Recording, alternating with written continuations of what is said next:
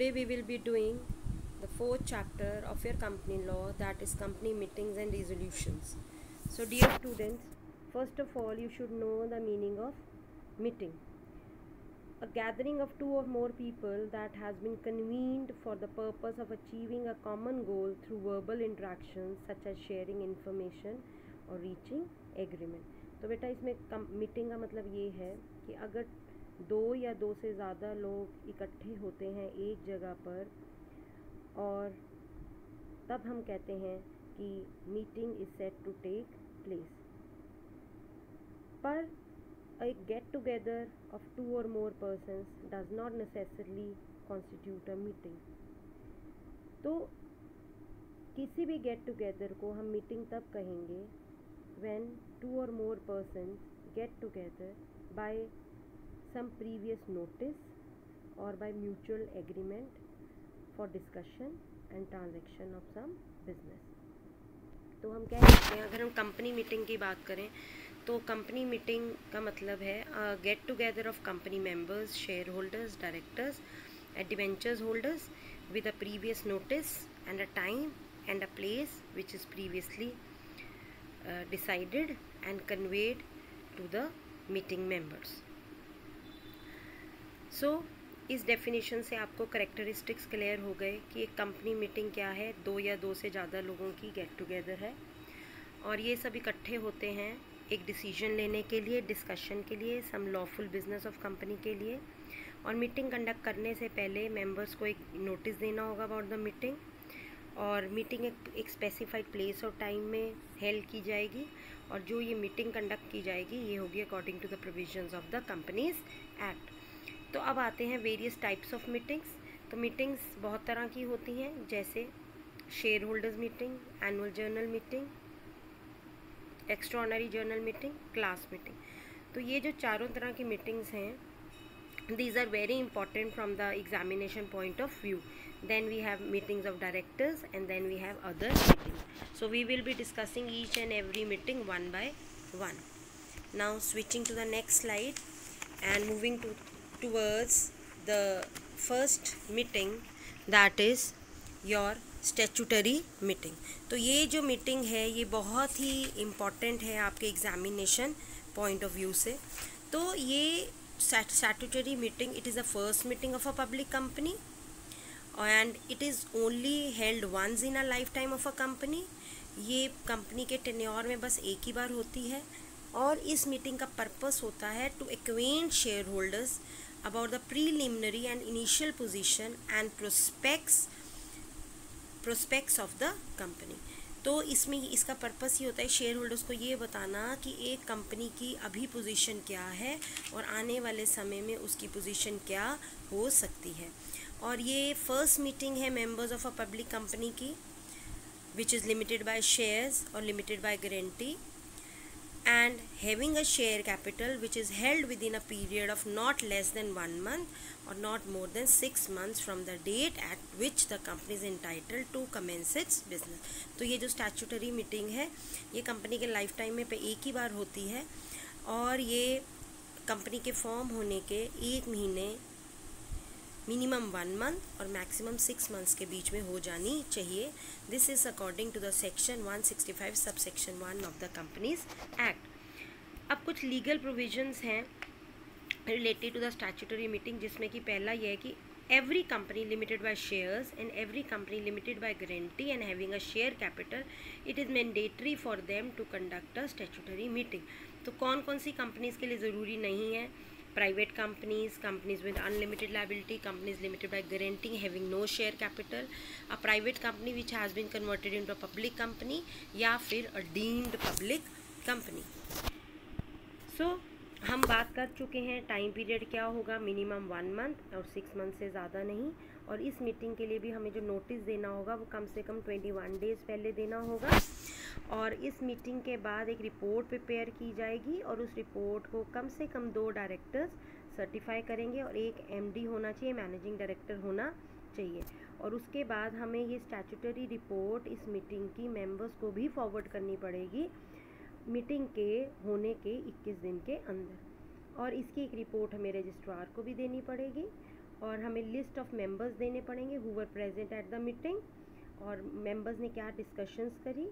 अगर कोई भी कंपनी इन प्रोविजंस को फॉलो नहीं करती तो पेनल्टी हो सकती है 5000, या फिर कंपनी को बंद भी किया जा सकता है। तो अब आते हैं नेक्स्ट मीटिंग पे, which is annual general meeting. तो कोई भी पब्लिक कंपनी है या प्राइवेट कंपनी है, उसको कम से कम एक मीटिंग अपने मेंबर्स की हर साल में एक मीटिंग करनी होती है, which is known as annual general meeting. तो this meeting is conducted once in a year, और इस मीटिंग को हम एनुअल जर्नल मीटिंग कहेंगे। स्पेसिफाई करना होगा कि this is the annual general meeting. तो अब एनुअल जर्नल मीटिंग के प्रोविजंस क्या हैं, वही हैं, to be held once in every year, और इसका टाइम पीरियड क्या होगा, कंपनी के फॉर्म होने के 18 महीने तक हमें एक एजीएम करनी होगी, और 2 एनुअल जर्नल मीटिंग्स के बीच का टाइम गैप 15 मंथ से ज़्यादा नहीं होगा।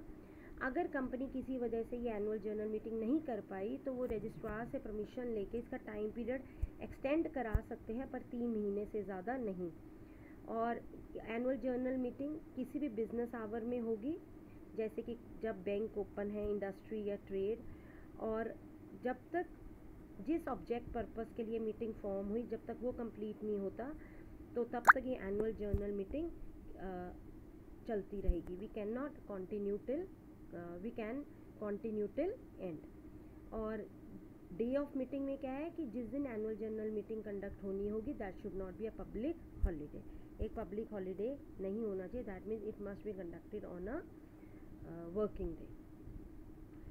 अब प्लेस ऑफ मीटिंग क्या होगा, प्लेस ऑफ मीटिंग में ये या तो कंपनी के ऑफिस में होगा, और इन सिटी और in a village in which the company situated. और सिर्फ अगर इंडिपेंडेंट प्राइवेट कंपनी है तो किसी भी जगह मीटिंग कर सकती है अपनी कंसेंट के अकॉर्डिंगली। उसके बाद नोटिस 21 डेज बिफोर तक देना है। अगर ज़्यादा समय के लिए चाहिए तो उसमें फिर सारे मेंबर्स की कंसेंट होना ज़रूरी है।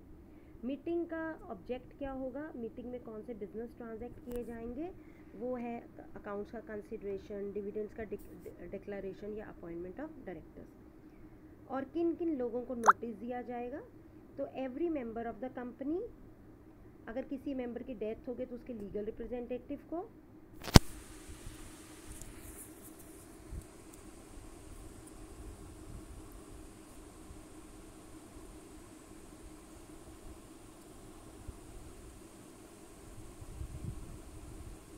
welcome you again in part 2 of chapter 4. So in the last lecture we did regarding meetings, then we did what is a statutory meeting, legal provisions, and then we started with the annual journal meeting, and then little bit of legal provisions of annual journal meeting we did.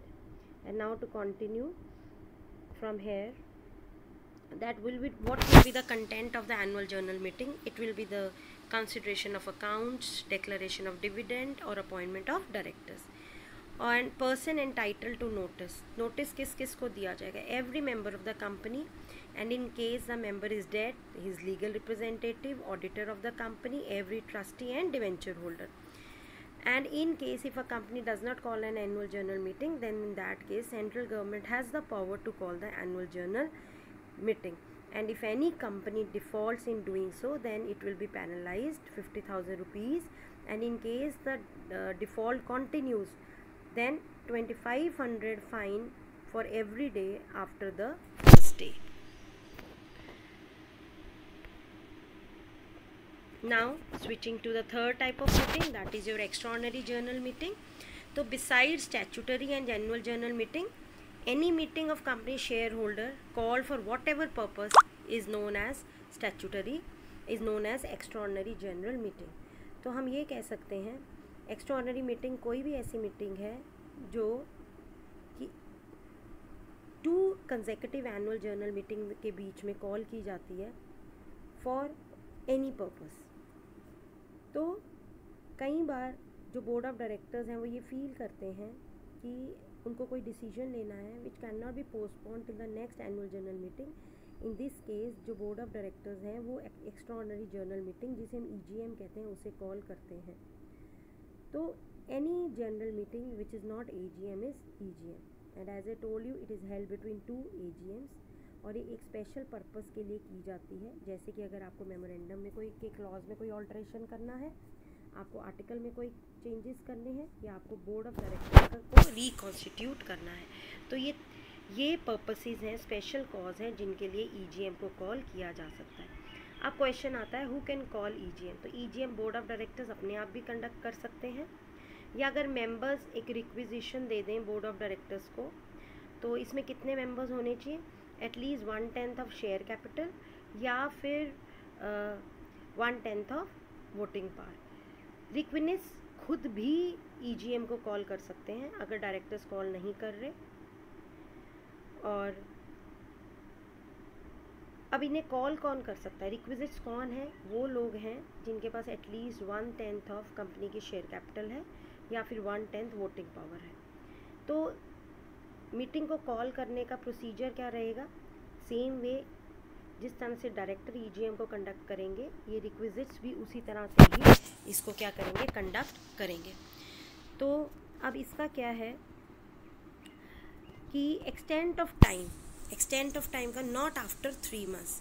तो इसमें आपको ध्यान देना पड़ेगा कि ये जो time period होगा it can not be more than 3 months, और एक्सटेंशन इसमें नहीं हो सकती। और जितना भी इस ईजीएम को कॉल करने में जो एक्सपेंडिचर आएगा वो सारे के सारे रिक्विजिट्स खुद रीपे करेंगे। तो ईजीएम को ट्रिब्यूनल भी कॉल कर सकता है अपनी मर्जी से, इट्स ओन मोशन, या कंपनी के डायरेक्टर्स अगर एप्लीकेशन दे दें ट्रिब्यूनल को, या कंपनी के मेंबर्स अगर एप्लीकेशन भी दे दें पर जिनके पास वोटिंग राइट्स हैं, तो ये ट्रिब्यूनल